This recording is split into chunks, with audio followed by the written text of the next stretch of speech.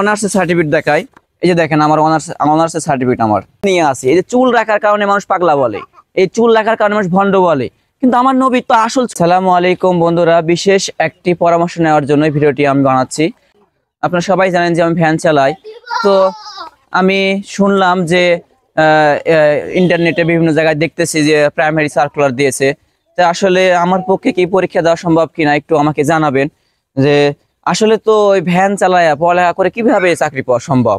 তো আসলে আমাকে অনেকে মনে করেন যে আসলে আমি পড়ালেখা করি নাই, আমাকে অনেকে থ্রেট করে, অনেকে জ্বালাতন করে, কমেন্টে খারাপ মন্তব্য করে, পাগলাম মন্তব্য করে।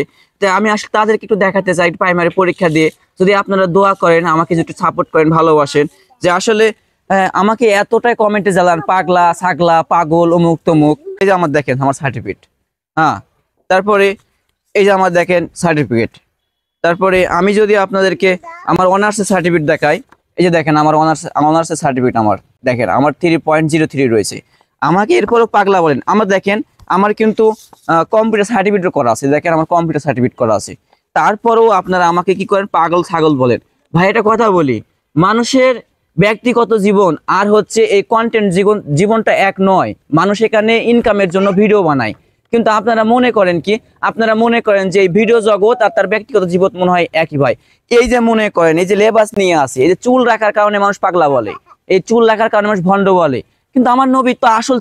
এই চুল রাখার কারণে মানুষ ভণ্ড বলে, কিন্তু আমার নবী তো আসল সুন্নতি পাবরি চুল, তারপরেও মানুষ পাগল বলে। একটা কথা বলি ভাই, প্লিজ প্লিজ প্লিজ আপনাদের মাইন্ডটা চেঞ্জ করেন। আর একটু এই যে 10,000+ যে নিয়োগ দিয়েছে, আগে প্রাইমারির টাকা ছাড়া চাকরি হতো না, তখন এই যে এইভাবে আমি কিন্তু পরীক্ষা দিই নাই। তো এখন তো শুনতেছি না কি টাকা ছাড়াই চাকরি হতে পারে পরীক্ষায় টিকলে, কিন্তু আমার মেধা তো খুবই কম। আপনারা তো দেখতেছেন সার্টিফিকেট, আমার মেধা খুবই কম।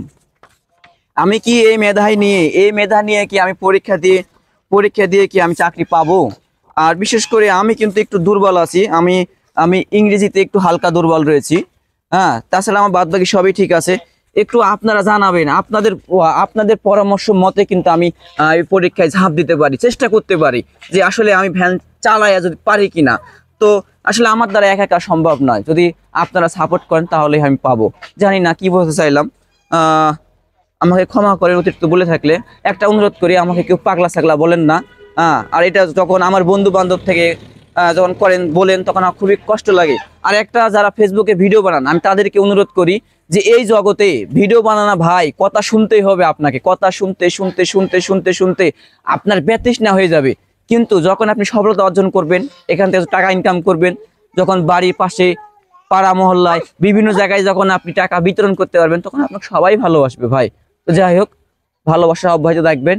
রাজু ভাই নিয়ামতপুর আপনাদের সাথেই আছে। আসসালামু আলাইকুম।